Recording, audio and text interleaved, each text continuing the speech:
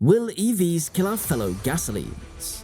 Fasten your seatbelts as we cruise through America's heartland, uncovering the earth-shattering effects of the EV revolution and offering a sneak peek into a future that will leave you simply blown away. So let's start with the elephant in the room. The massive shift from gas-guzzling beasts to sleek, eco-friendly electric vehicles, or EVs for short. While this transition is often celebrated as a necessary step towards a greener future, it's about to shake up the Midwest like a tornado in a trailer park. At the core of this disruption lies a mind-blowing fact that this essentially has the potential to revolutionize entire communities. EVs require about 30% less manufacturing labor than their gas-powered counterparts. Just let that statistic sink in for a moment. For every 3 workers assembling traditional internal combustion engines, only 2 are needed for electric vehicle production. It's a staggering difference that could translate into thousands upon thousands of jobs lost across the automotive manufacturing heartland. Can you even begin to imagine the devastating impact that this shift will have on the tens of thousands of skilled workers and other individuals in states like Michigan, Indiana, and Ohio? These are hardworking folks who have dedicated their entire careers, their life's work, to mastering the highly complicated mechanics and assembly of internal combustion engines. Skills honed over decades through countless hours on the plant floor. And now, through no fault of their own, they're facing an existential crisis. A huge shift in the fundamental nature of their craft that could well leave them out in the cold. Their specialized knowledge suddenly becoming obsolete in yesteryear. It's a harsh reality that many are just beginning to grapple with, as the promise of electric mobility starts to outpace the long-standing dominance of fossil fuel transportation. The numbers paint a grim picture. According to a recent study by the Economic Policy Institute, the auto industry directly employs over 1 million workers in the United States, with a staggering 292,000 of those jobs concentrated in the Midwest alone. And when you factor in the ripple effect on suppliers and related industries, the total number of jobs at risk soars to a jaw-dropping 1.6 million across the region. But it's not just the factory floors that are feeling the heat on their backs. The transition is sending shockwaves through the entire automotive supply chain, from the smallest nuts and bolt suppliers to the biggest OMEs. That's industry lingo for the big dogs like General Motors and Ford. As these major players move towards in-house production of EV components, the role of traditional suppliers might just go the way of the dinosaurs. And let's not forget the emotional toll on these poor factory workers. Many are expressing uncertainty and fear about the future of their jobs. And who can blame them? Promises of retraining and workforce development initiatives sound great on paper, but try telling that to someone who's spent decades perfecting their craft. It's like asking a brain surgeon to become a plumber overnight. Not exactly as easy as it's supposed to be as well. Take the story of Jim, a 57-year-old veteran of the Detroit assembly line. With over 30 years of experience under his belt, he's a master at assembling engines and transmissions. But as EVs become the norm, his hard-earned skills are rapidly becoming obsolete. "I don't know how to code or work with batteries," he sadly replies. "What am I supposed to do at my age?"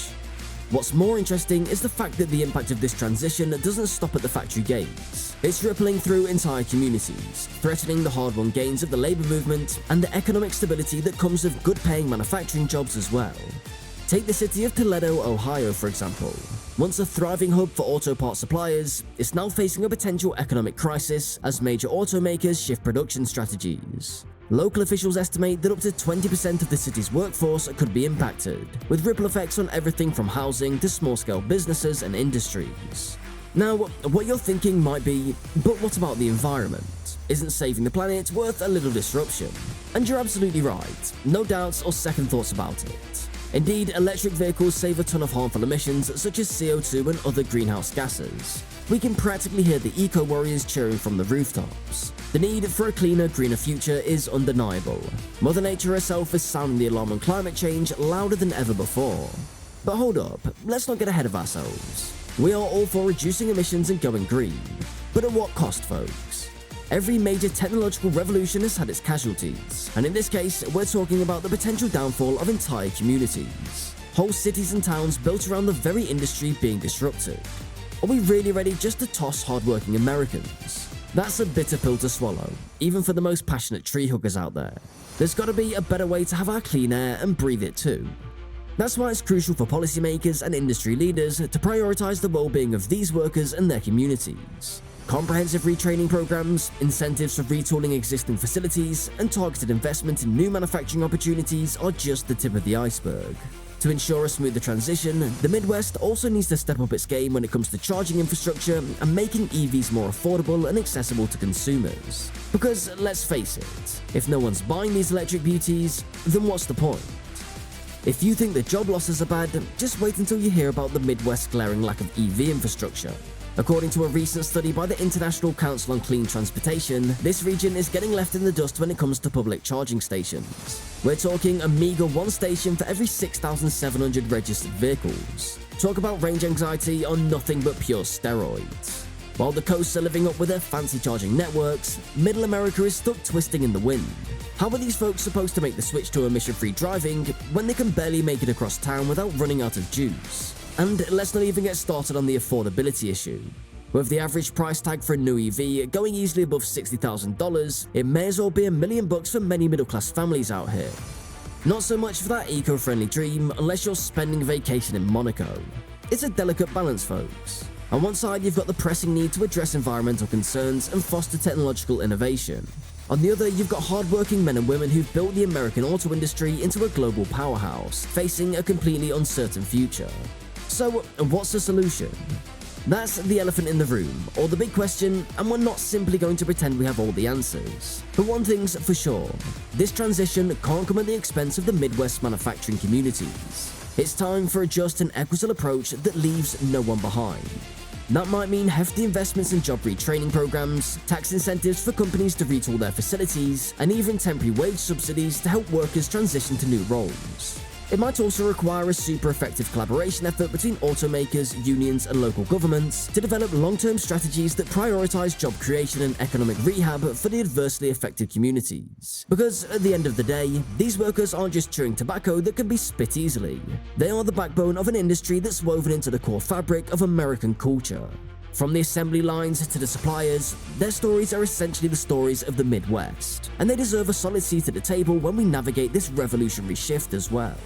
Take the story of the Jankowski family, for example.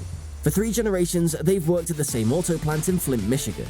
Their grandfather helped build tanks during World War II, their father spent his entire career on the line, and now their son is carrying on the family legacy. But with the transition to EVs, their future is uncertain. "This plant is our blood and sweat," says the father, his voice wavering with emotion. "We can't just abandon it or this community."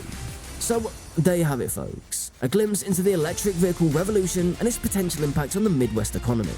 It's a complex issue with no easy answers, but one thing's for sure, it's going to be one heck of a ride. Buckle up and hang on tight, because the future is coming, and it's coming fast. What's also not to be forgotten is that this transition is more than just merely about cars and jobs. It's about the very fabric of communities that have been built on the backbone of the auto industry since the beginning. Just think about this case. Do drop your views in the comments section below, and don't forget to like, share, and subscribe. We'll meet again in the next video, and until then, goodbye.